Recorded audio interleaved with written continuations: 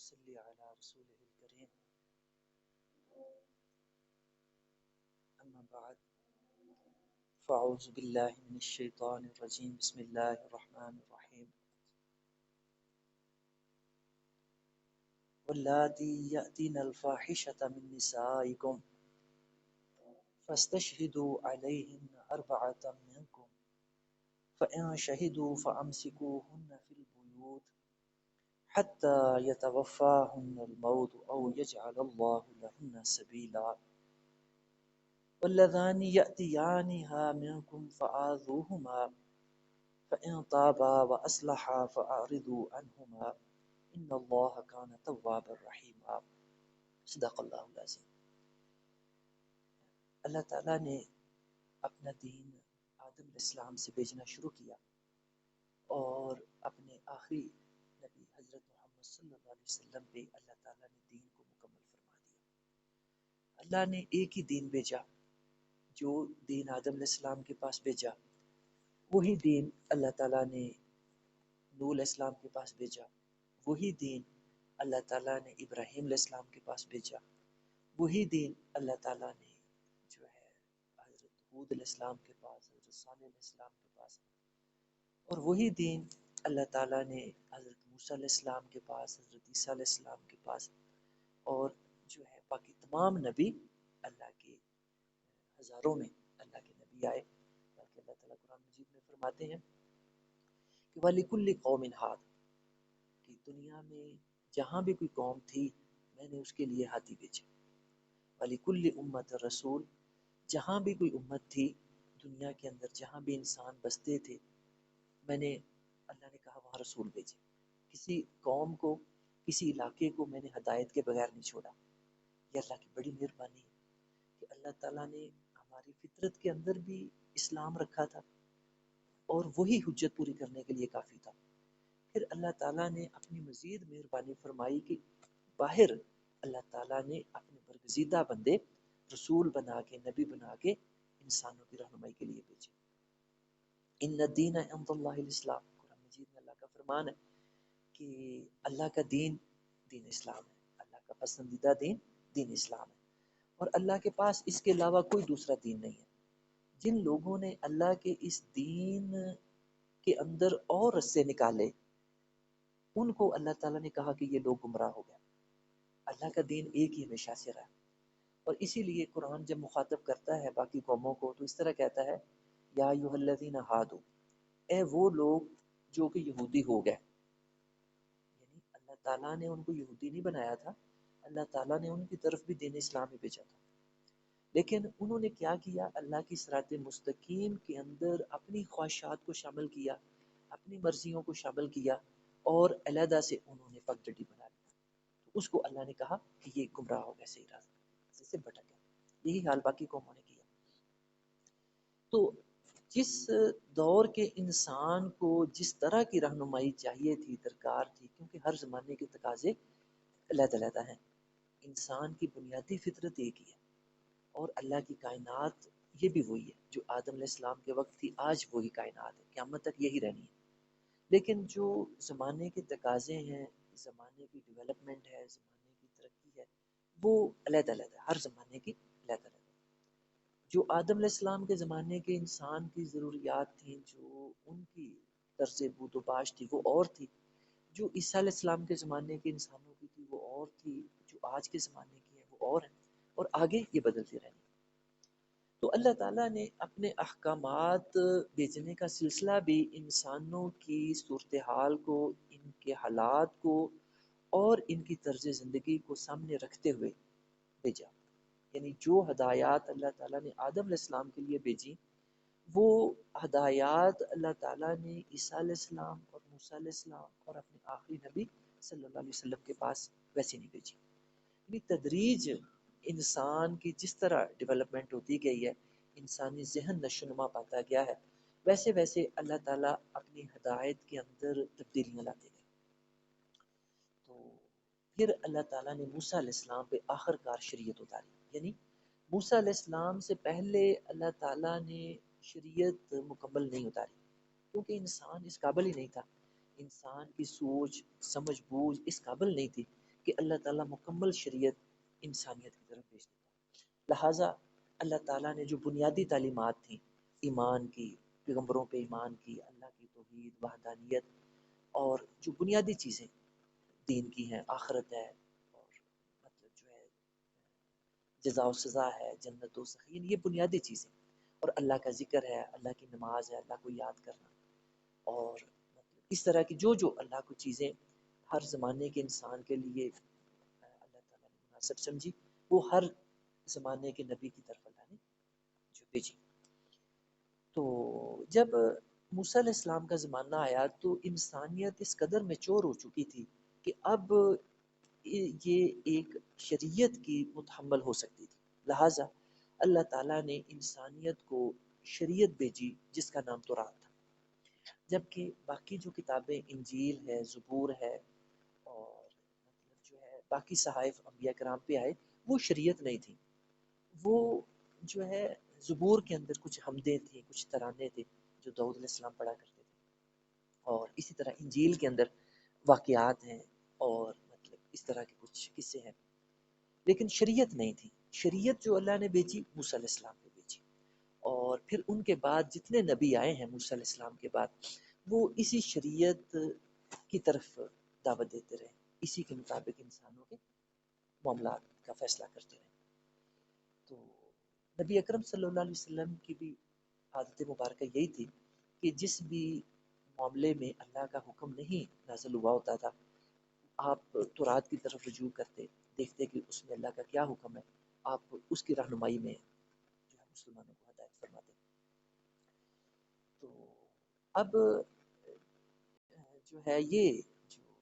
معاملات یہاں ہمیں آج کی آیات میں بھی سامنے ہیں ہمارے، وہ بھی اسی طرح کی تدریجی احکامات ہیں۔ پھر ایک اور چیز یہ بھی سامنے رکھنے والی ہے کہ تورات اللہ تعالیٰ نے ساری کی ساری لکھی ہوئی موسیٰ علیہ السلام کو الواح پہ جب طور پہ بلایا پہاڑ پہ اللہ تعالیٰ نے 40 دنوں راتوں کے لیے، تو ان کو اعتکاف اللہ نے وہاں کیا، ان کا مطلب جو ہے وہاں ان کو ٹھہرایا، اور پھر ان کے اختتام پر اللہ تعالیٰ نے تورات لکھی لکھائی تختیوں کی حالت میں ان کے حوالے کر دی، ان کو دے دی کہ لیں موسیٰ علیہ السلام یہ آپ کی کتاب ہے، لے جائیں۔ موسیٰ علیہ السلام ان کو پکڑ کے تورات کے لوحوں کو اپنے ساتھ بنی اسرائیل کی طرف آ گیا، نیچے آ گیا دور سے۔ لیکن قرآن مجید کا معاملہ آپ جانتے ہیں ایسا نہیں ہے، اس کو اللہ تعالیٰ نے یکدم سارے کا سارا نہیں اتارا، بلکہ اللہ تعالیٰ نے اس کو تھوڑا تھوڑا کر کے حالات کے مطابق مواقع کو دیکھتے ہوئے جس رہنمائی کی ضرورت ہوتی تھی وہ اللہ تعالیٰ دیتے تھے، بھیجتے تھے۔ اور جو ہے یہ آیات مبارکہ کا میں ترجمہ پڑھتا ہوں، پھر میں اس کے مطالب آپ کے سامنے رکھوں گا۔ واللاتی یأتین الفاحشہ، وہ عورتیں جو کہ فاحشہ کا ارتکاب کر بیٹھیں۔ جو لفظ فاحشہ ہے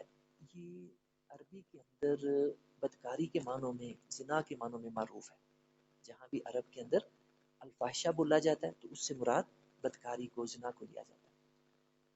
تو یہ یاد رکھنے والی بات ہے کہ یہ آیات مدینہ منورہ کے اندر اس وقت نازل ہو رہی ہیں جب کہ ابھی مسلمانوں کے پاس جو ہے جزوی قوت تھی، جزوی طاقت تھی، اور مسلمانوں کا بس ابھی صرف مسلمانوں پہ ہی چل رہا تھا، باقی قومیں اور باقی قبائل ابھی مسلمانوں کے متحد نہیں آئے تھے۔ اس وقت کی یہ یاد ہے۔ تو اس وقت ابھی جو اس کی مطلب حدود تھی، اس مطلب جو ہے گناہ کی، وہ ابھی نازل نہیں ہوئی تھی، وہ جا کے سورہ نور میں نازل ہوئی ہیں۔ تو اس سے پہلے یہ جو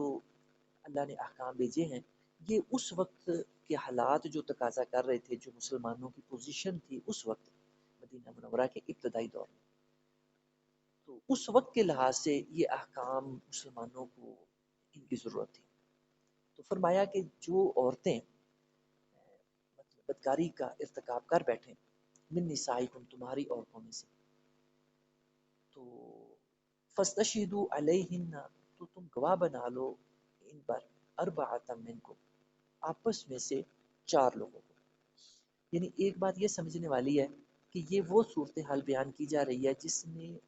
عورت مسلمان معاشرے سے ہو اور جو مرد ہے بدکاری کرنے والا وہ مسلمان معاشرے کا حصہ نہ ہو، وہ غیر مسلم معاشرے سے تعلق رکھتا ہو۔ تو ایسی صورت میں اللہ تعالیٰ نے یہ ہدایت کی کہ آپ 4 گواہ، منکم کی شرط بتا رہی ہے کہ یہ گواہ کافر نہیں ہونے چاہیے، یہ گواہ مسلمانوں میں سے ہونے چاہیے، جو 4 گواہ تم بناؤ۔ فَإِن شَهِدُوا، اور اگر 4 گواہ مل جائیں جو گواہی دے دیں کہ ہاں واقعی اس عورت نے فلاں غیر مسلم مرد کے ساتھ گناہ کا ارتکاب کیا ہے، تو ایسی صورت میں اللہ تعالیٰ نے کیا ہدایت فرمائی، کیا حکم دیا؟ فرمایا فَأَمْسِكُوهُنَّ فِي الْبُيُوتِ، ایسی عورتوں کو جن سے یہ گناہ سرزد ہو گیا ہے ان کو گھروں کے اندر، ان کے اپنے گھروں کے اندر محصور کر دو، یعنی جس طرح کی مطلب آج کل کہتے ہیں کہ ہاؤس اریسٹ جسے کہا جاتا ہے، کہ اپنے گھر کو ہی جیل کا درجہ دے دیا جاتا ہے۔ تو اسی سے پھر آگے جب مسلمان حکومتیں بنی ہیں تو انہوں نے جیل کا تصور دیا کہ جو سزا کے طور پہ جیل کے اندر رکھا جانے لگا مجرموں کو، گناہ گاروں کو، جو بھی گناہ کا ارتکاب کرتے ہیں، دوسری جو مطلب نا غلط کام کرتے ہیں ان کے لیے۔ تو یہاں پہ عورتوں کو ان کے گھروں کو ہی کہا کہ ان کو ان کے گھروں کے اندر مطلب محصور کر دو، ان کو گھر سے باہر نکلنے کی اجازت نہ دی، اپنے گھروں کے اندر ان کو بس اب ٹھہرا دیں، باہر نہ نکلیں۔ حتی یتوفاہن الموت، یہاں تک کہ یا تو اسی حالت میں ان کی زندگی پوری ہو جائے، یعنی جس کو ہم کہتے ہیں مطلب عمر قید کہتے ہیں، عمر قید یعنی پوری عمر یا تو ان کی اسی طرح گزر جائے، اسی گھر کے اندر ہی، جس اپنے گھر کے اندر، ان کو باہر نکلنے کی اجازت نہیں ہے۔ دوسرا او یجعل اللہ لہن سبیلا، یا یہ ہے کہ اللہ تعالیٰ دوسرا حکم اپنا بھیج دے اس مسئلے کے بارے میں۔ اور دوسرا حکم آپ جانتے ہیں سورہ نور کی دوسری آیت مبارکہ میں اللہ تعالیٰ نے بھیجا الزانیۃ والزانی فجلدوا کل واحد منہما مئۃ جلدہ، یہ اللہ اس بارے میں سورہ نور کی دوسری آیت میں اس کا حکم بعد میں بھیجا۔ اس کا کیا مطلب ہے؟ اس کا مطلب ہے کہ زنا کرنے والی عورت اور زنا کرنے والا مرد مسلم معاشرے میں سے ہوں، مسلمان ہوں، ان کی کیا سزا ہے؟ فجلدوا کل واحد منہما مئۃ جلدہ، ان میں سے ہر ایک کو 100 درے مارے جائیں، کوڑے۔ پرانے زمانے میں کوڑے ہوتے تھے نا، جنرل ضیاء کے زمانے میں بھی ان کا رواج شروع ہوا، انہوں نے اسلام کو جب نافذ کرنے کی کوشش کی پاکستان کے اندر تو انہوں نے کوڑوں کی سزا کو یہاں پہ مطلب جو ہے ترویج دی، اور گناہ مختلف غلطیوں پہ کوڑے لگائے جاتے تھے لوگوں کو۔ تو یہ اللہ تعالیٰ کا فرمان ہے سورہ نور کے اندر دوسری آیت مبارکہ کہ زنا کرنے والی عورت اور زنا کرنے والا مرد، ان کی کیا سزا ہے؟ ان کو ہر ایک کو 100 کوڑے مارے جائیں۔ یہ اللہ کا فائنل حکم آیا اس گناہ کے بارے میں۔ تو یہ جو حکم یہ تھا ابتدائی حکم، جبکہ ابھی اسلامی ریاست قائم نہیں ہوئی تھی پوری طرح سے، اس کی فوٹنگز نہیں بنی تھی، اور مسلمانوں کا اثر و رسوخ ابھی بہت محدود تھا، اور صرف اپنے ہی افراد تک تھا جو مسلمان ہو چکے تھے مدینہ منورہ کے اندر۔ یہ اس وقت کی بات ہے۔ اچھا، پھر اسی حکم کی دوسری صورت اگلی آیت میں اللہ نے بیان فرمائی، یعنی یہ میں نے شروع میں وضاحت کی کہ یہ صورت اس وقت ہے کہ عورت مسلمان معاشرے سے ہو، مسلمان ہو، اور جو مرد ہے وہ مسلم معاشرے کا حصہ نہ ہو، وہ کافر ہو۔ اب دوسری صورت ہے لذان یأتیانہا منکم، کہ یہ دوسری صورت بیان فرمائی یہ اس وقت کی ہے کہ جب جو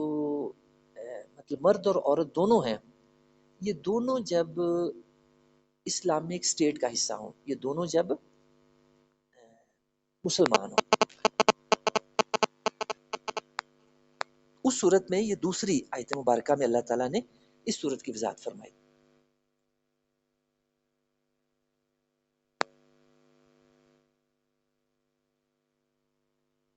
واللذان، کہ جو نہیں اب جو ہے یہ جو مرد اور عورت دونوں مسلم معاشرے کا حصہ ہوں اور یہ جو ہے یہ گناہ سرزد کریں، ان سے ہو، تو پھر کیا یاتیانہا منکم فآذوہما، تو ان کا حکم یہ ہے کہ ان دونوں کو ایذا پہنچائی جائے۔ اب اللہ تعالیٰ نے اس کی وضاحت نہیں کی کہ ایذا کیا پہنچائی جائے، تو اب اس سے مطلب جو ہے یہ سمجھ آتی ہے کہ یہ جو اس وقت مسلمانوں کے ارباب حل و عقد ہیں، جو مسلمانوں کے سربراہ ہیں، یہ ان کی صوابدید پہ چھوڑا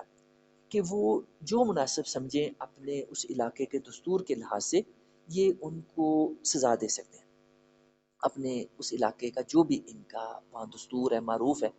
اس کو سامنے رکھتے ہوئے ان کو اذیت دیں، اور مقصد یہ ہو کہ ان کی اصلاح ہو جائے، یہ اس گناہ سے، اس برائی سے یہ بچ جائے، یہ نکل آئے اس برائی سے۔ اور آگے اس کا ذکر بھی فرمایا فَإِن طَابَ، اگر اس ایذا پہنچانے کے بعد، تکلیف پہنچانے کے بعد جو بھی ان کو سزا دیں مسلم معاشرے کے لوگ، فَإِن طَابَ، وہ دونوں توبہ کر لیں، یعنی اب صورت ہے دوسری کہ مسلمان مرد اور عورت دونوں اسلامی معاشرے کا حصہ ہے، دونوں مسلمان ہیں، تو اگر یہ جو ہے ان کو یہ سزا جو مسلم معاشرہ ان کو دے، جو بھی مسلمانوں کے سربراہ ہیں ان کو سزا دیں، ان کے لیے تجویز کریں، اور اس کے نتیجے کے طور پہ وہ دونوں مرد اور عورت توبہ کر لیں، رجوع کر لیں، اصلاح کی طرف مائل ہو جائیں، وہ اسلحہ اور اصلاح کر لیں۔ یعنی توبہ کا مطلب یہ نہیں کہ ادھر بندہ اللہ سے توبہ کرے اور ادھر دوبارہ وہی گناہ کرنے لگ جائے، یہ اللہ کے ساتھ مذاق ہے، اللہ کے ساتھ یہ مطلب جو ہے ایک ہنسی مذاق کی درجے کی چیز ہے۔ تو یعنی توبہ اللہ کے ہاں وہ ہے جو جس کے ساتھ اصلاح ہو، یعنی جس توبہ کے ساتھ اصلاح نہ ہو وہ توبہ نہیں تصور کی جاتی۔ فَأَعْرِضُوا عَنْهُمَا، یعنی وہ توبہ کر لیں، رجوع کر لیں بلائی کے ساتھ، اچھائی کے ساتھ، اور کرنے کے بعد پھر وہ اصلاح کر لیں۔ فَأَعْرِضُوا عَنْهُمَا، تو ایسی صورت میں فرمایا کہ آپ ان کے اراض کریں، یعنی پھر ان کو جو ہے کوئی ایذا نہ پہنچائیں، تکلیف نہ دیں، کہ اس وقت مقصد جو تھا وہ یہ تھا کہ ان کی اصلاح ہو جائے، یہ برائی جو ہے یہ ان سے نکل جائے اور یہ صحیح راہ پہ آ جائے۔ ان اللہ کان توابا رحیما، بے شک اللہ تعالیٰ بڑا توبہ قبول کرنے والا اور رحم فرمانے والا۔ اب یہاں توبہ کا ذکر آیا اور ذکر بھی آیا ایک گناہ کے سلسلے میں، اور اللہ تعالیٰ نے بتایا کہ توبہ کیا ہے، تو اس کے بعد بڑا اچھا موقع آ گیا توبہ کی وضاحت کرنے کا۔ اگلی جو دونوں آیتیں ہیں اس میں اللہ تعالیٰ نے توبہ کی وضاحت کی کہ توبہ کون سی ہے جس کو میں قبول کرتا ہوں، اور کون سی توبہ ہے جس کو میں قبول نہیں کرتا۔ یہ بہت پیارا موقع تھا توبہ کی وضاحت کا، اور اللہ تعالیٰ نے بالکل عین موقع کے اوپر اس کی وضاحت فرمائی۔ انما التوبۃ علی اللہ، کہ اللہ اس توبہ کا ذمہ لیتا ہے اپنے اوپر کہ میں وہ توبہ قبول کروں گا، للذین یعملون السوء بجہالہ، ان لوگوں کی جو گناہ کر بیٹھیں جہالت کے ساتھ۔ ہمارے جو ہے معاشرے میں، ہمارے جو ہے لوگوں کے اندر جہالت کا مطلب سمجھا جاتا ہے بے علمی، لیکن عربی کے اندر جہالت بے علمی کے معنوں میں مطلب جو ہے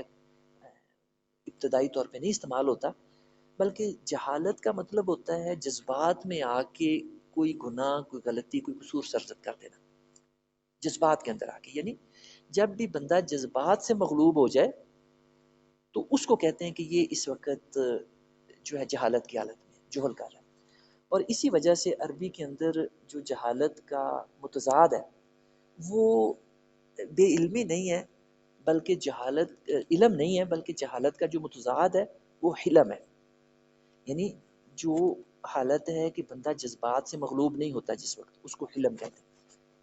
تو جہالت جذبات کے اندر مغلوب ہو کے کوئی گناہ ہو جانا۔ تو فرمایا کہ جو گناہ کر بیٹھیں جہالت کی صورت میں، جذبات سے مغلوب ہو کے، ثم یتوبون من قریب، اور پھر وہ توبہ کریں قریب ہی، یعنی ایسا نہیں کہ وہ مطلب سرزد کر لیا اور پھر بیٹھے رہیں، ان کو پتہ بھی چل گیا ہم نے گناہ کیا، لیکن اس کے باوجود بھی وہ توبہ کی طرف مائل نہ ہوں بلکہ پرواہ نہ کریں۔ یعنی جیسے ہی ایمان والے بندے کو احساس ہو جاتا ہے گناہ کا، تو فرمایا کہ وہ توبہ کرنے میں دیر نہ کرے، یعنی جتنا کم سے کم وقت میں وہ اپنے گناہ کی طرف رجوع کر لے وہ بہتر کہا گیا۔ ثم یتوبون من قریب، پھر جتنا قریب وقت میں توبہ ہو سکے اس کو کریں. فَأُولَٰئِکَ یتوب اللہ علیہ. فرمایا کہ یہ تو وہ لوگ ہیں جن کی توبہ اللہ قبول کرتا ہے، اور اللہ اس کا ذمہ لیتا ہے کہ میں ان لوگوں کی توبہ قبول کرتا ہوں. وَكَانَ اللَّهُ عَلِيمًا حَكِيمًا. اور بے شک اللہ تعالیٰ بڑا علم والا اور حکمت والا. تو علم والا مطلب کہ اللہ کو پتہ ہوتا ہے کہ کون دل سے توبہ کر رہا ہے اور کون جو ہے اللہ کو دھوکہ دینے کی کوشش کر رہا ہے. اور حکیم ہے وہ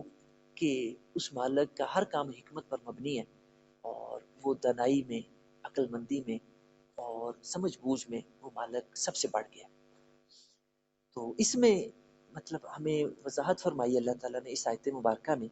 کہ اللہ تعالیٰ کن لوگوں کی توبہ قبول کرتا ہے، اور اللہ کا ذمہ ہے کہ یہ لوگ ایسے ہیں جن کی میں نے توبہ قبول کر لی ہے. اب اگلی آیت مبارکہ میں بتایا کہ کون لوگ ہیں جن کی توبہ اللہ قبول نہیں کرتا. یعنی وہ توبہ کرتے ہیں لیکن اللہ کہتا ہے میں ان کی توبہ قبول نہیں کرتا. کون لوگ ہیں؟ وَلَيْسَتِ التَّوْبَةُ. ان لوگوں کی توبہ نہیں مانی جائے گی، اللہ کے ہاں نہیں قبول ہوگی. للذین، ان لوگوں کی، یعملون السیئات، جو کہ سیئات کا ارتکاب کرتے ہیں، گناہوں کا ارتکاب کرتے ہیں. حتیٰ، یہاں تک کہ اذا حضر احدہم الموت، ساری زندگی گناہ کرتے رہتے ہیں یہاں تک کہ موت آ جاتی ہے، موت کا ٹائم آ جاتا ہے. یعنی جب موت آتی ہے تو اس وقت نہ مرنے والے کو اگلے جہان کی چیزیں نظر آنی شروع ہو جاتی ہیں، کہ اس کو اگلا جہان نظر آنے لگ جاتا ہے کہ اب میرے ساتھ کیا ہونے لگا. تو فرعون کا بھی ذکر قرآن میں آتا ہے کہ جب اس کو دریائے نیل کے اندر غوطے آنے شروع ہوئے نا، اور اس کو اگلا جہان نظر آ گیا، تو اس وقت کہتا ہے کہ قالا، مطلب جو ہے میں اب ایمان لایا موسیٰ اور فرعون کے، موسیٰ اور ہارون کے رب میں. تو اللہ تعالیٰ نے کہا آن وقد عصیت من قبل وکنت من الکافرین، کہ اب تو فرعون ٹائم گزر گیا توبہ کا. یعنی اس وقت گو کہ تیرے کچھ سانس باقی ہیں، لیکن یہ جب موت سر پہ آ جاتی ہے اور بندے کو پتہ چل جاتا ہے کہ موت آنے والی ہے، تو اس وقت توبہ کا دروازہ بند ہو جاتا ہے. تو وہی بات اللہ تعالیٰ نے یہاں بیان فرمائی کہ باقی یہ صرف فرعون کے لیے اللہ کا اصول نہیں تھا، بلکہ یہ اللہ کا ضابطہ اصول سارے انسانوں کے لیے، کہ جب موت کا وقت آتا ہے، آخرت سامنے آ جاتی ہے، اگلا جہان نظر آنے لگ جاتا ہے مردے کو جو مرنے والا ہے،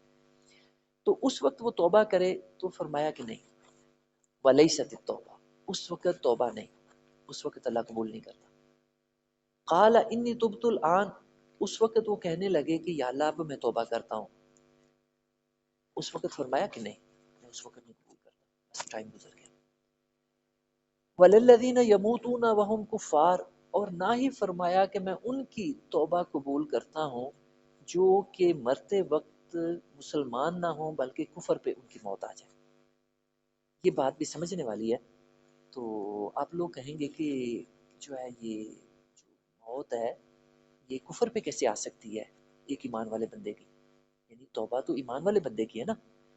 اور اب ایمان والا بندہ کفر پہ کیسے مر سکتا ہے؟ یعنی یہ کچھ بات کوئی بڑی عجیب بات نہیں ہے. بہت سارے مسلمان جو آخری وقت میں آ کے دین کو چھوڑ دیتے ہیں اور کفر میں چلے جاتے ہیں، اور وہ مطلب جو ہے اس وقت اگر حالت کفر میں جا رہے ہیں اور ساتھ توبہ کر رہے ہیں تو ان کی توبہ قبول نہیں ہوتی.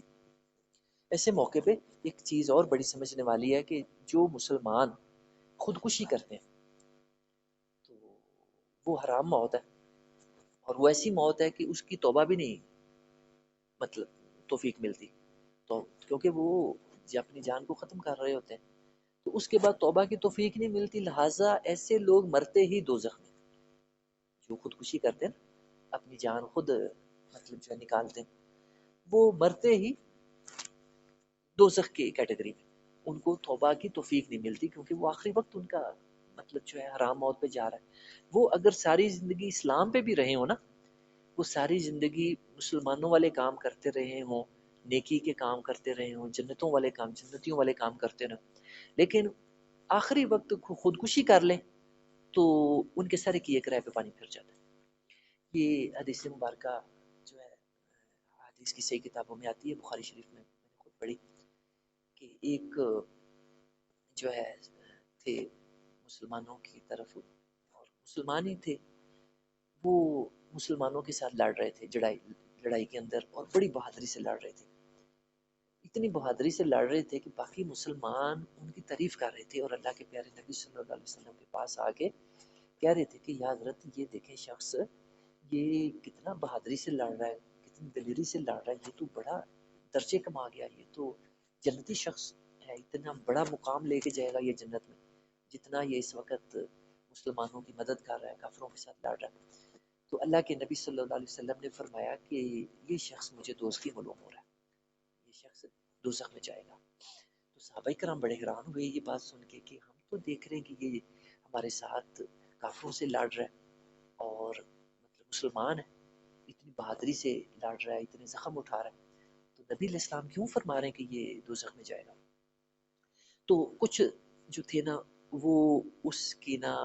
مطلب پیچھے لگ گئے یہ معلوم کرنے کے لیے کہ ہم دیکھیں کہ یہ کیوں نبی علیہ السلام نے اس کو دوست کی کہا۔ تو آخر لڑتے لڑتے ایک وہ وقت آیا کہ اس کے بہت زیادہ زخم اس کو لاحق ہوئے، اتنے اس کو زخم لگے لڑائی کے دوران کہ وہ زخموں کی تاب نہ لاتے ہوئے اس نے کیا کیا کہ اپنا جو نیزہ تھا زمین کے اندر اس نے اس کو جو ہے دستہ اس کا نیچے اور نیزے کا حصہ اوپر زمین میں اس نے اس کو رکھا، اور اپنا پورا جسم جو ہے دباؤ اس پہ اوپر اس نے ڈالا، خودکشی کر لی، حرام موت مر گئی۔ تو صحابہ کرام توبہ توبہ کر اٹھے اور آ کے باگے آئے نبی علیہ السلام کے پاس، آ کے بتایا کہ یا حضرت وہ آپ نے بالکل ٹھیک فرمایا تھا کہ وہ جس کی ہم تعریف کر رہے تھے مجاہد کی، وہ تو اس طرح حرام موت مرا، اور آپ نے ٹھیک فرمایا کہ وہ دوزخ میں گیا۔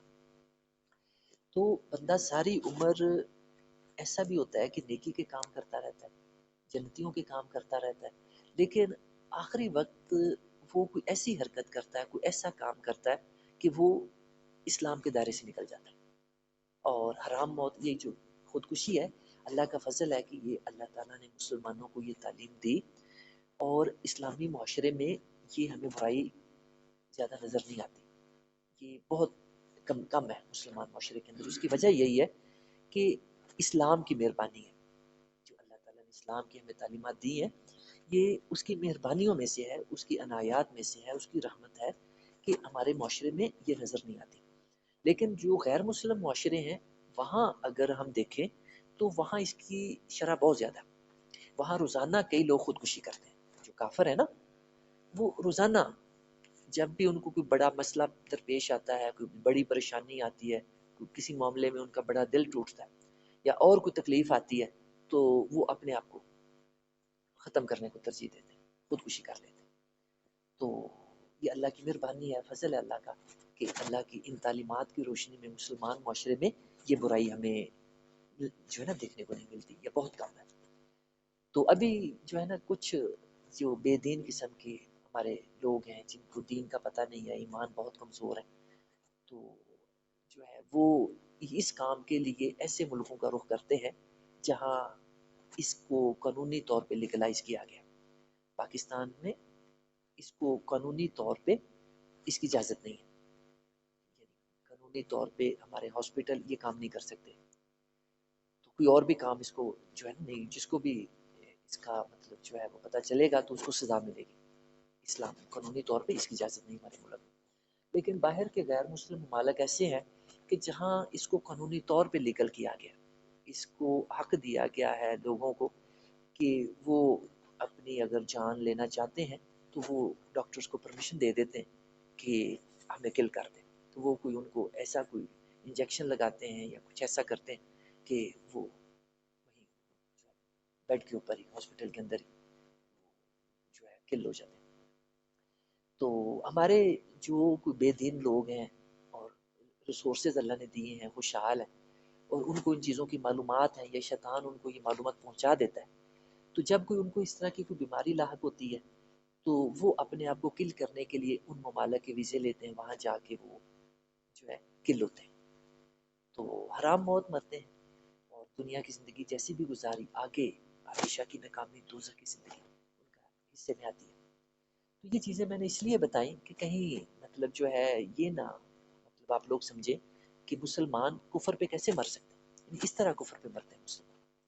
اور اینڈ پہ آ کے جس طرح کل بھی ہمارے وراثت کے مسائل بیان ہوئے تھے،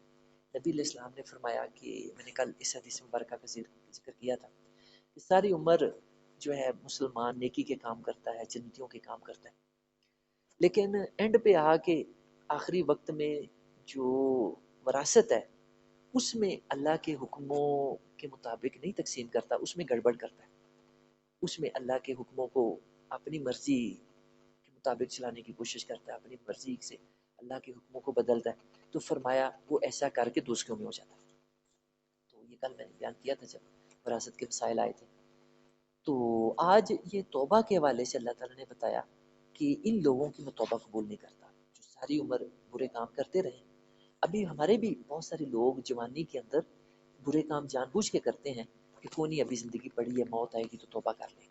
تو فرمایا کہ ایسے لوگوں کی اللہ توبہ قبول نہیں کرتا جو ساری عمر تو برے کام کرتے رہے، اور جب موت آ جائے، موت کا پروانہ سامنے آ جائے، اس وقت کہیں کہ اب ہم توبہ کرتے ہیں، لڑکا نہیں۔ فرعون نے بھی یہی کام کیا تھا، ساری عمر نافرمانی کرتا رہا، لیکن اس کو پتا دل میں تھا کہ میں غلط کام کر رہا ہوں، موسیٰ علیہ السلام سچے نبی ہیں۔ تو آخری وقت جب اس نے دیکھا کہ اب میں نے ساری زندگی بادشاہت انجوائے کی، دنیا انجوائے کی، اب یہ ہے کہ میں آخرت کو بھی سمیٹ لوں، تو کہتا ہے اللہ کو کہ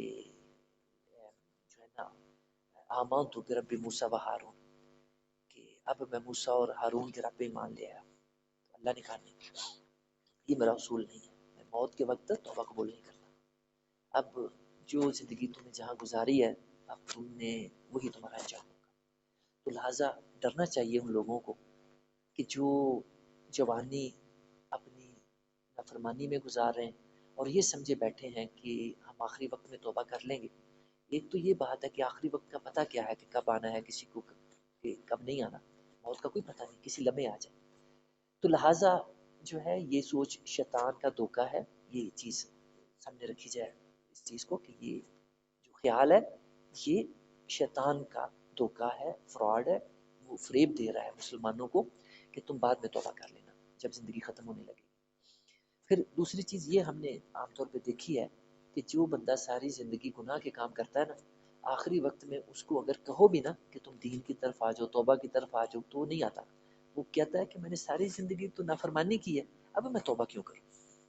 مجھے توبہ کا کیا فائدہ ہوگا، میں ساری زندگی نافرمانی کرتا رہا۔ تو لہٰذا جو اپنے آپ کو بدلنے کا وقت ہے وہ یہی وقت ہے، جب سمجھ آ گئی ہے، مسئلے کا پتہ چل گیا ہے، یہی اپنے آپ کو بدلنے کا وقت ہے۔ اور یہ دیکھیں کہ جنت کوئی اتنی آسان چیز نہیں ہے جو ہمیں شیطان دھوکہ دیتا ہے نا کہ جنت ہر مسلمان کی وراثت ہے، ہر مسلمان کلمہ گو جنت میں لازمی جائے گا، یہ شیطان کا بہت بڑا دھوکہ ہے۔ اللہ تعالیٰ تو کہتا ہے کہ میری جنت تم نے کیا سمجھے بیٹھے ہو، کیسے داخل ہو جاؤ گے، ام حسبتم ان تدخلوا الجنہ، اللہ تو یہ کہہ رہا ہے کہ تم گمان کیے بیٹھے ہو میری جنت میں ایسے ہی پہنچ جاؤ گے۔ تو شیطان کیا کہہ رہا ہے کہ تم مسلمان ہو، کلمہ گو، تم جنت میں چلے جاؤ۔ تو یہ پتہ چلتا ہے شیطان کا دھوکہ ہے، شیطان کا فریب ہے، تو اس سے بچنا ضروری ہے۔ جنت بہت بڑی چیز ہے، جنت بہت بڑی چیز ہے،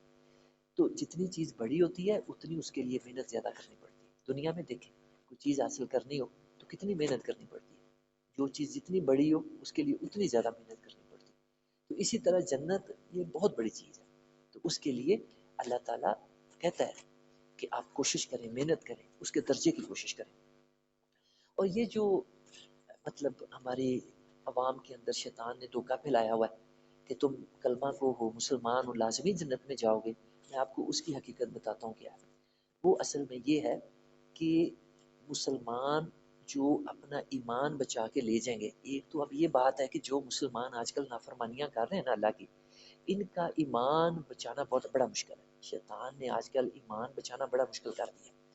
ہم ایسے ایسے کام کرتے ہیں کہ ایمان باقی نہیں رہتا،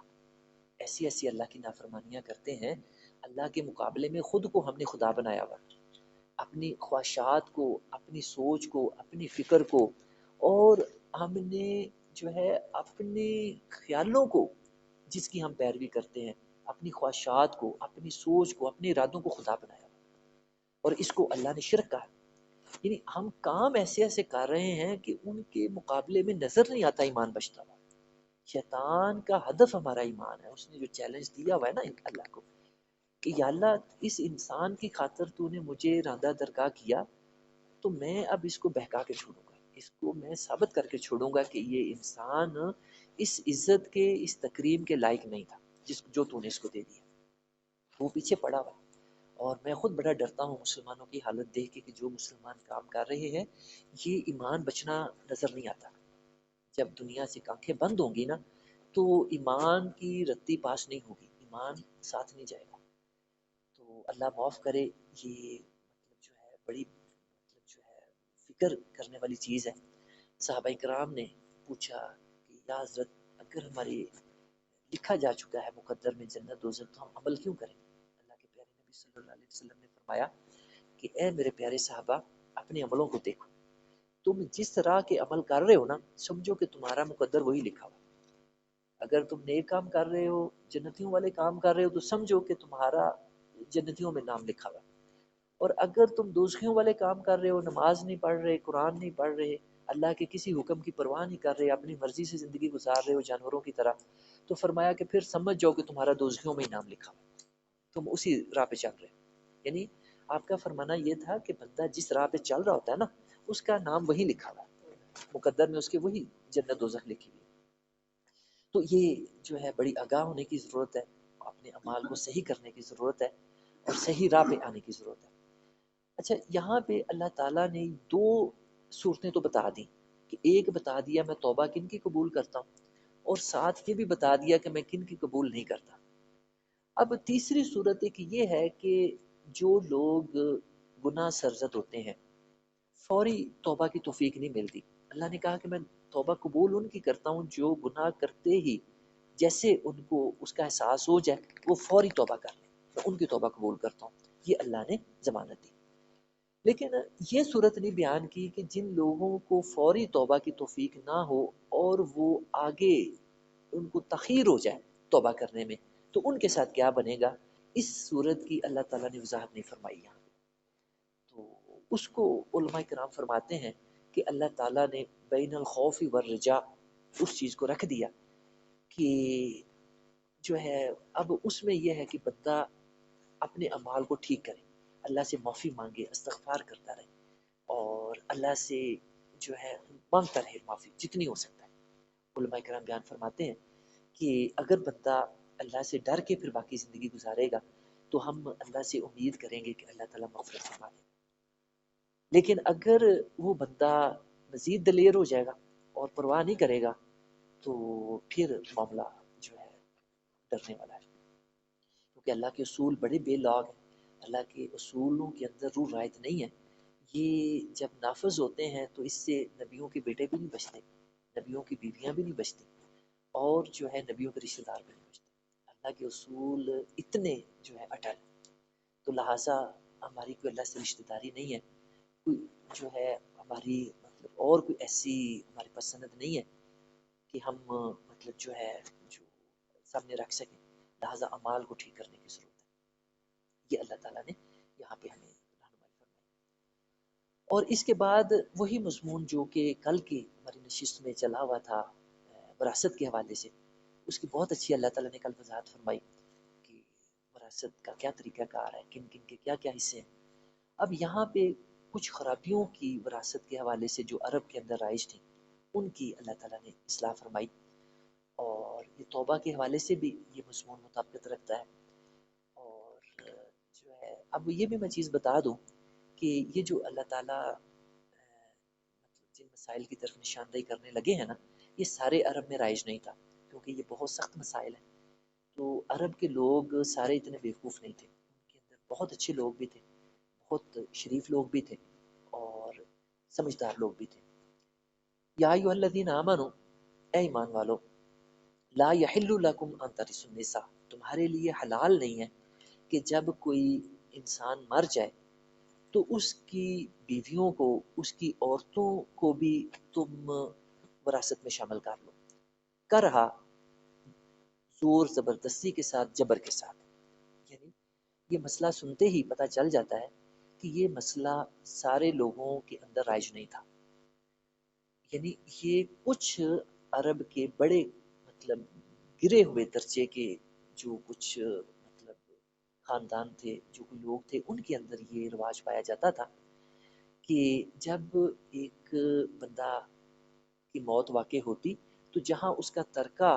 وراثت میں آتا، اس کا مال و دولت وراثت میں آتا، وہیں جو اس کی بیویاں ہوتی، جو اس کی عورتیں ہوتی، وہ بھی جو پیچھے وارث ہوتے ان کے بھی وہ وارث بننے کی کوشش کرتے زبردستی کے ساتھ. تو یہ بہت بری بات تھی. تو اللہ تعالیٰ نے اس کی بھی اصلاح فرما دی کہ مطلب وضاحت ہو جائے کہ یہ کام بھی اللہ کو پسند نہیں ہے. یہ کام بھی چونکہ وراثت کے احکام بیان، مسائل بیان ہوئے تھے، تو ان میں یہ ایک چیز مطلب جو ہے وارننگ ذکر ہوئی تھی، تو اللہ تعالیٰ نے اس کو یہ یہاں پہ واضح فرما دیا. وَلَا تَعْضُلُوهُنَّ لِتَذْهَبُوا بِبَعْضِ مَا آتَيْتُمُوهُنَّ إِلَّا أَنْ يَأْتِينَ بِفَاحِشَةٍ مُبَيِّنَةٍ وَعَاشِرُوهُنَّ بِالْمَعْرُوفِ فَإِنْ كَرِهْتُمُوهُنَّ فَعَسَىٰ أَنْ تَكْرَهُوا شَيْئًا وَيَجْعَلَ اللَّهُ فِيهِ خَيْرًا كَثِيرًا. یہ جو ہے نا بڑا اہم مسئلہ ہے جو کہ ہماری معاشرتی زندگی سے تعلق رکھتا ہے، اور اس مسئلے کا سارے مسلمانوں کو علم ہونا چاہیے. یہ بہت اہم مسئلہ ہے، اور یہ مسئلہ ہے ہماری گھریلو زندگی کے حوالے سے. یعنی ایسا ہوتا ہے کہ بعض اوقات انسان جس بیوی کے ساتھ زندگی گزار رہا ہوتا ہے اس سے خوش نہیں ہوتا، اس کو کسی وجہ سے بیوی اچھی نہیں لگ رہی ہوتی، اور وہ چاہتا ہے کہ میں اس سے چھٹکارا پا لوں. تو اس کے لیے وہ مختلف حربے پھر استعمال کرتا ہے، اس کو مار پٹائی شروع کرتا ہے،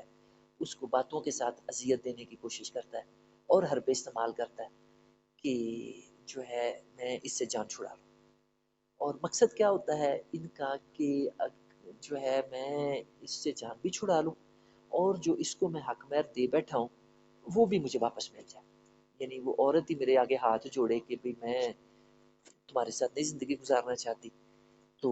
لہٰذا مجھے آزاد کرو. کیونکہ جب عورت خلا لیتی ہے نا تو پھر اس کو حق مہر سے، یا جو مرد نے اس کو جو مطلب جو ہے اس طرح سے جو دیا ہوتا ہے وہ پھر اس کو واپس کرنا ہوتا ہے خلا کی صورت میں. لیکن اگر مرد طلاق دیتا ہے تو اس صورت میں عورت کو حق مہر اور باقی جو چیزیں مرد نے دی ہوتی واپس نہیں کرنی ہوتی. تو اب جو کوئی لوگ زیادہ ایمان والے نہیں ہوتے اور اللہ کا تقوی ڈر بھی نہیں ہوتا، وہ جو مطلب دوسرے لفظوں میں پہلے بھی جس کی وضاحت کرتا ہوں کہ دنیا دار ہوتے ہیں، جن کے نزدیک دنیا کے مال و دولت کی اور دنیا کی اہمیت دین سے، خدا سے سب سے بڑھ کے ہوتی ہے. یہ دنیا دار ایسے لوگ یہ پھر مختلف حربے طریقے نکالتے ہیں کہ کس طرح سے ہم دنیا اکٹھی کر لیں، یعنی کس طرح سے جو مطلب ہمیں دنیا کا مال و دولت ہے یہ مل جائے. تو یہ مطلب اس وقت بھی یہ چیز دیکھنے میں آ رہی تھی کہ ایسے لوگ وہ کیا کرتے تھے کہ عورت کو اتنا تنگ کرتے تھے، جس عورت سے جان چھڑانا چاہتے تھے کہ ہمارے ساتھ نہ رہے، ان کو اتنا تنگ کرنا کہ یہ عورت خود ہی ہاتھ جوڑ دے کہ بھی میرے چھٹکارا دو، مجھے جو ہے نا خلا چاہیے اس سے. تو ولا تعدلوہن، اب اللہ تعالیٰ نے کیا تلقین فرمائی ایسی صورت میں؟ فرمایا کہ نہ، فلا تعذلوہن، عذل یعزل، تنگ کرنا، زج کرنا، دوسرے کو جو تکلیف دینا، روکنا. فلا تعذلوہن، ان کو زج نہ کرو، تکلیف نہ دو. لتذہبوا، کہ تم حاصل کر سکو، ببعض، کچھ، ما آتیتموہن، جو تم اس کو دے بیٹھے. عورتوں کو حق مہر اور باقی جو کچھ دیا ہوتا ہے نا، لوگ جائیدادیں ان کے نام لگا دیتے ہیں، مکان ان کے نام لگا دیتے ہیں بیویوں کے. تو اس مقصد سے ان کو زج کرنا، تکلیف دینا کہ تم وہ واپس کر سکو ان سے. تو فرمایا یہ بہت بری بات ہے، ایسا نہیں کرو، یہ غلط کام تم کر رہے ہو. الا ان یاتینا بفاحشۃ مبینہ، ایک صورت بتائی کہ اگر وہ عورت جو ہے ٹھیک نہیں ہے، بفاحشۃ مبینہ، جس طرح میں نے شروع میں آج بیان کیا تھا کہ فاحشہ کا جو لفظ ہے عربی میں بدکاری کے لیے معروف ہے، زنا کے لیے یہ لفظ استعمال ہوتا ہے عربی کے اندر. اور جب اس کے لیے مبینہ کا لفظ اس کی صفت ساتھ آ گئی، فاحشہ بذات خود ایسی برائی کو کہتے ہیں جو بالکل مطلب جو ہے کھلم کھلا برائی سمجھی جائے، علل اعلان، جس کے برائی ہونے میں کوئی شک نہ ہو. اور مبینہ کا مطلب بھی واضح ہوتا ہے، تو اس کے ساتھ اس صفت کے آنے سے اس کی اور وضاحت ہو رہی ہے. یعنی یہ ایک صورت اللہ نے بیان فرمائی کہ عورتوں کو جو چھوڑنے کا جواز بنتا ہے،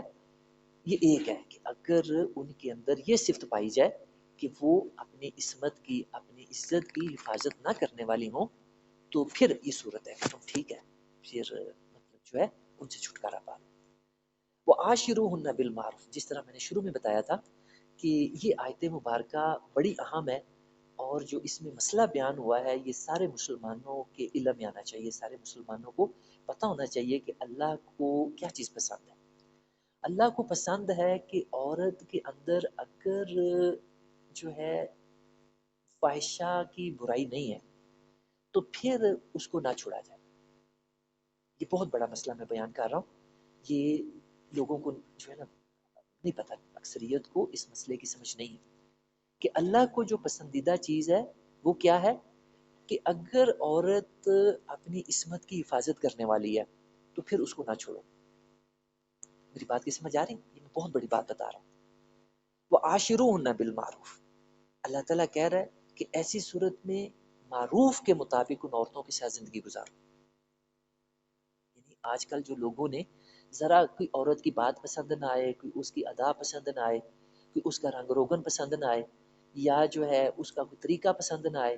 تو فوری طلاق کرنا شروع کر دیتے ہیں. تو یہ اللہ تعالیٰ کی جو ہے جو مطلب تعلیم ہے، یہ چیز اس کے خلاف ہے. تو اللہ تعالیٰ نے ایک صورت بیان فرمائی جو میں نے ابھی جس کا تھوڑی دیر پہلے جو ہے نا میں نے جس کی طرف جو ہے بتایا ہے، اشارہ کیا. اس کے علاوہ اگر عورت کے اندر وہ برائی نہیں ہے تو پھر اللہ کا فرمان ہے وعاشروہن بالمعروف، کہ ایسی صورت میں ان عورتوں کے ساتھ جو ہے نباہ کیا جائے، ان عورتوں کو چھوڑنے کا ارادہ دل میں نہ ہو، وہ جو ہے نہ چھوڑے. ان کرے تو اب اللہ تعالیٰ نے کتنی پیاری بات فرمائی، فرمایا کہ اگر تمہیں ان کے اندر کچھ چیزیں بری لگ رہی ہیں، کوئی ناگوار لگ رہی ہیں عورتوں کے اندر، بیویوں کے اندر، جو تمہیں اچھی نہیں لگتی، تمہیں کراہت ہے، فَإِن كَرِهْتُمُوهُنَّ، ان کے اندر کوئی صفتیں ایسی ہیں، کوئی رنگ روگن ایسا ہے ان کا، یا کچھ ادائیں ایسی ہیں، کوئی اور ان کی مطلب جو ہے باتیں ایسی ہیں جو تمہیں کراہت دے رہی ہیں، تو فرمایا کہ یہ کوئی ایسی چیز نہیں ہے کہ تم عورتوں کو طلاق دینے کی سوچنے لگ جاؤ، ان کو چھوڑنے کا سوچنے لگ جاؤ. فَعَسَىٰ أَن تَكْرَهُوا شَيْئًا، کتنی پیاری اللہ تعالیٰ بات کر رہے ہیں کہ فرمایا کہ این ممکن ہے کہ تمہیں ان کی کچھ چیزیں بری لگ رہی ہوں، وَيَجْعَلَ اللَّهُ فِيهِ خَيْرًا كَثِيرًا، اور اللہ ان کے اندر اور بڑی اچھی اللہ نے چیزیں رکھی ہوں، اللہ ان کے اندر اور بڑی اچھی چیزیں رکھ دے. وَيَجْعَلَ اللَّهُ، اللہ رکھ دے فِيهِ ان کے اندر خَيْرًا كَثِيرًا، خیر کثیر. کیا قسم؟ یعنی تمہیں اگر ان کے اندر کوئی چیزیں ناگوار لگ رہی ہیں تو تم ان کی وجہ سے ان کو چھوڑنے کا ارادہ نہ کرو، تم یہ دیکھو کہ اللہ تعالیٰ ان کے اندر اور بڑی اچھی چیزیں رکھ سکتا ہے، تمہیں اور بڑے فائدے پہنچ سکتے ہیں ان سے. تو جو اللہ کی منشا معلوم ہو رہی ہے نا، جو کہ میری حساب سے سارے مسلمانوں کو پتہ ہونا چاہیے، اس کا علم ہونا چاہیے کہ عورتوں کو چھوڑنے کا صرف ایک صورت اللہ تعالیٰ نے جو ہے نا ذکر فرمائی، جو میں نے بیان کی ہے. اس کے علاوہ عورتوں کے اندر دوسری خرابیاں ہوں، برائیاں ہوں، کراہت والی چیزیں ہوں تو اللہ تعالیٰ نے ان کی بنیاد پہ چھوڑنے کا نہیں کہا ان کو، اور میں وعاشروہن بالمعروف، ایسی صورت میں زندگی گزارو ان کے ساتھ. کہ یہ جو نکاح ہے کوئی ہنسی مذاق نہیں ہے کہ نکاح ایسے ہی نکاح کر لیا جائے، ایسے ہی طلاق دے دی جائے. یہ بہت بڑی چیز ہے. اس کے آگے آیت مبارکہ آ رہی ہے، میں انشاءاللہ تعالیٰ اس میں اس کا بتاؤں گا کہ نکاح اللہ کے ہاں بہت بڑی چیز ہے، اس کو اللہ نے بڑا مقام دیا نکاح کو. تو اسی طرح طلاق کو بھی اللہ نے کوئی چھوٹا مقام نہیں دیا، اس کو بھی بہت بڑا مقام دیا ہے. اور یہ چھوٹی موٹی جو کراہت کی چیزیں عورتوں کے اندر نظر آتی ہیں، اس کو اللہ نے دلیل بنا کے عورتوں کو چھوڑنے کا نہیں کہا، بلکہ اللہ کا جو فرمان ہے، فرمایا وعاشروہن بالمعروف، ان کے ساتھ عاشروہن زندگی گزارو ان کراہت والی چیزوں کے باوجود، بالمعروف، معروف کے مطابق، دستور کے مطابق، اچھے طریقے سے. یہ نہیں کہ ان کو تنگ کرنے لگ جاؤ، ان کو اذیت دینے لگ جاؤ، تکلیف دینے لگ جاؤ. اور جو ہے جو لوگ عربی کا ذوق رکھتے ہیں وہ جانتے ہیں کہ ایسے موقعوں پہ جب اللہ تعالیٰ عصا کا لفظ استعمال کرتا ہے نا تو اس میں امکان نہیں پایا جاتا، یہ اللہ کی طرف سے وعدہ ہوتا ہے. فعصا، یہ اللہ کی طرف سے وعدہ پوشیدہ ہے اس کے اندر، اس عصا کے اندر، کہ تم ہمت کرو ان کی ناگوار چیزوں کے باوجود عورتوں کی ان کے ساتھ زندگی گزارنے کا عزم کرو، ہمت کرو تو فرمایا کہ میں خدا وعدہ کرتا ہوں فعسا ان تکرہوا شیئا ویجعل اللہ فیہ خیرا کثیرا، کہ میں تمہاری ان ناگوار چیزوں کے باوجود ان کے اندر خیر کثیر رکھ دوں گا۔ یہ بہت بڑی بات ہے جو اللہ تعالیٰ نے بیان فرمایا، کہ اللہ تعالیٰ نے وعدہ دے دیا کہ تم ہمت کرو عورتوں کی کراہت والی چیزوں کے باوجود ان کے ساتھ زندگی گزارنے کا، اور زندگی بھی اچھی گزارو معروف کے مطابق، تو میں خدا وعدہ کرتا ہوں کہ میں ان کے اندر خیر کثیر رکھ دوں گا، انہی عورتوں کے اندر۔ تو یہ ایسا مسئلہ ہے کہ جس کا سارے مسلمانوں کو پتہ ہونا چاہیے، اور کہ مطلب جو ہے یہ اللہ کا حکم ہے، یہ اللہ کا فرمان ہے۔ وَإِنْ أَرَدْتُمُ اسْتِبْدَالَ زَوْجٍ مَّكَانَ زَوْجٍ وَآتَيْتُمْ إِحْدَاهُنَّ قِنطَارًا فَلَا تَأْخُذُوا مِنْهُ شَيْئًا أَتَأْخُذُونَهُ بُهْتَانًا وَإِثْمًا مُّبِينًا، کہ اگر ایک جس طرح کی صورت پچھلی آیت مبارکہ میں اللہ نے بیان فرمائی کہ عورتوں کو چھوڑنے کی کیا صورت ہو سکتی ہے، اچھا اگر جو ہے کوئی ایسی ہی صورت ہو اور جو ہے تم عورتوں کو طلاق دینے کے نہج پہ پہنچ جاؤ، اس سٹیج پہ آ جاؤ کہ اب عورت کو تم طلاق دینے لگے ہو، تو پھر فرمایا کہ وہ آتے تم احداہن قنطارا، تم جب نکاح ہوا تمہارا یا بعد میں عورتوں کو ڈھیروں تم نے مال و دولت دیا، ڈھیروں۔ قنطار کا لفظ عربی میں استعمال ہوتا ہے جس طرح ہم اپنی زبان میں کہتے ہیں نا، کوئی چیز منوں کے حساب سے، کوئی چیز ٹنوں کے حساب سے، ڈھیروں کے حساب سے، یعنی بڑی جو ہے چیز کو ظاہر کرنے کے لیے، تو یہ قنطار کا لفظ عربی میں ایسے استعمال ہوتا ہے کہ تم ان کو ڈھیروں حق مہر دے چکے ہو، ڈھیروں مال دے چکے ہو، فلا تأخذوا منہ شیئا، تو بالکل نہ سوچنا کہ ان میں سے کچھ تم واپس لو ان سے۔ تو یہی آیت مبارکہ تھی جو بڑی مشہور روایت ہے حضرت عمر رضی اللہ تعالیٰ عنہ کے والے سے، کہ ان کے دل میں ایک دفعہ ارادہ آیا کہ میں حق مہر کی مقدار جو ہے متعین کر دوں، کہ مطلب جو ان کا تھا کہ میں اس کو کم کر کے نا اس کی حد مقرر کر دوں۔ تو جب عورتوں کو یہ چیز پتہ چلی کہ حضرت عمر ہمارا حق مہر متعین کرنے لگے ہیں، فکس کرنے لگے ہیں تھوڑی مقداریں کی، تو وہ آئیں اور آ کے انہوں نے یہی آیت مبارکہ، یہ سورۃ النساء کی آیت نمبر 20، یہی انہوں نے حضرت عمر رضی اللہ تعالیٰ عنہ کے سامنے رکھی کہ دیکھیں اللہ تعالیٰ تو ہمیں ڈھیروں دلوانا چاہتا ہے، اللہ تعالیٰ ہمیں جو ہے ڈھیروں دلوانا چاہ رہا ہے، اور آپ جو ہے یہ کس طرح اس کو جو ہے فکس کر سکتے ہیں اور اس کو کم جو ہے طے کر سکتے ہیں۔ تو پھر حضرت عمر رضی اللہ تعالیٰ عنہ کے علم میں یہ بات آئی، تو پھر انہوں نے حق مہر کی مقدار متعین نہیں کی، اور انہوں نے کہا کہ عورتیں ٹھیک کہتی ہیں۔ تو ابھی بھی بہت سارے لوگوں میں اس حوالے سے بھی مغالطہ پایا جا رہا ہے جس کی اصلاح بہت ضروری ہے، کہ وہ سمجھتے ہیں کہ پتہ نہیں کتنے روپے اور کتنے پیسے شرعی حق مہر ہے۔ تو میں بہت سارے لوگوں سے یہ مسئلہ سنتا ہوں آج کے زمانے میں بھی، تو یہ جو ہے وہ لوگ اصلاح کر لیں اپنی، کہ دین میں ایسا کوئی شرعی حق مہر نہیں ہے، یہ ایسے ہی اپنے پاس سے لوگوں نے مسئلے بنائے ہوئے ہیں، دین میں ایسا کچھ نہیں ہے، بلکہ اللہ تعالیٰ تو عورتوں کو ڈھیروں دلانا چاہتا ہے، کہ جتنا حق مہر جس بندے کی جتنی تسلیح ہے، جتنی اس کی استطاعت ہے، جتنی ہمت ہے، وہ اپنی ہمت کے مطابق عورتوں کو حق مہر دے، یہ پسندیدہ چیز ہے، بری چیز نہیں ہے۔ تو جو ہے یہ چیز نوٹ کر لی جائے کہ شرعی حق مہر کا جو لوگوں کے اندر رواج ہے، جو لوگوں کے اندر یہ بات مشہور ہے، یہ بات غلط ہے، دین میں ایسا کچھ نہیں ہے۔ اتاخذونہ بہتانا و اسم مبینہ، کہ کیا تم جو ہے وہ حق مہر جو تم نے عورتوں کو دیا ہوا ہے اس کو حاصل کرنا چاہتے ہو بہتان کے ذریعے؟ بہتان ہوتا ہے کسی پہ جھوٹا الزام لگانا، و اسم مبینہ، اور کھلے گناہ کے ذریعے، یعنی یہی جو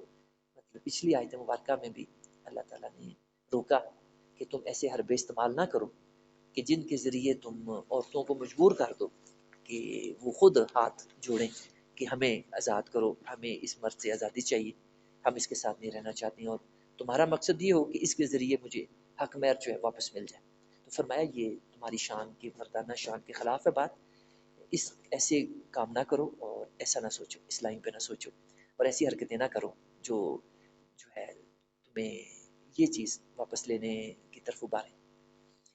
وَكَيْفَ تَأْخُذُونَهُ، اور کیسے تم حق مہر کو، باقی عورت کو دی ہوئی چیزیں واپس لینے کا مطالبہ کر سکتے ہو. وَقَدْ أَفْضَى بَعْضُكُمْ إِلَىٰ بَعْضٍ، جبکہ تم میاں بیوی جو ہے وہ ایسے مطلب اکٹھے وقت گزار چکے ہو آپس میں. وَأَخَذْنَ مِنْكُمْ مِيثَاقًا غَلِيظًا، اور وہ تم سے میثاق غلیظ پختہ میثاق لے چکی ہیں. اسی کا میں نے پہلے اشارہ کیا تھا کہ میں بتاؤں گا کہ اللہ کی نظر میں نکاح کی کیا اہمیت ہے. یہاں یہ جو میثاقاً غلیظ ہے یہ نکاح کو ہی کہا گیا کہ اللہ کی نظر میں نکاح کوئی ہنسی مذاق نہیں ہے، کوئی ایسے چھوٹی اور عام بات نہیں ہے، بلکہ اس کو اللہ تعالیٰ نے میثاق غلیظ کہا ہے، یعنی پختہ عہد اور ایک بہت بڑا معاہدہ اس کو اللہ تعالیٰ نے کہا. اور یہ جب نکاح کرتے ہوئے انسان اس کو ایجاب و قبول کرتا ہے تو اس کو اللہ تعالیٰ نے بڑی اہمیت دی ہے، اس کو میثاق غلیظ کہا. اور اسی کا یہاں پہ حوالہ دیا ہے کہ دیکھو تم اتنا پختہ عہد کر چکے ہو نکاح کرتے ہوئے عورتوں کے ساتھ، تو تم جو ہے اس کے باوجود پھر تم نے ان عورتوں کے ساتھ اکٹھے زندگی گزاری ہے اتنی، تو اس کے باوجود تم کیسے یہ باتیں سوچ سکتے ہو کہ ان کو دیا ہوا حق مہر اور باقی چیزیں تم ان سے ہتھیا لو، ان سے واپس لو. تو اس کو اللہ تعالیٰ نے ناپسند فرمایا. اللہ تعالیٰ ہمیں دین کو سمجھنے کی، عمل کی توفیق عطا فرمائے. وآخر دعوانا ان الحمد للہ رب العالمین.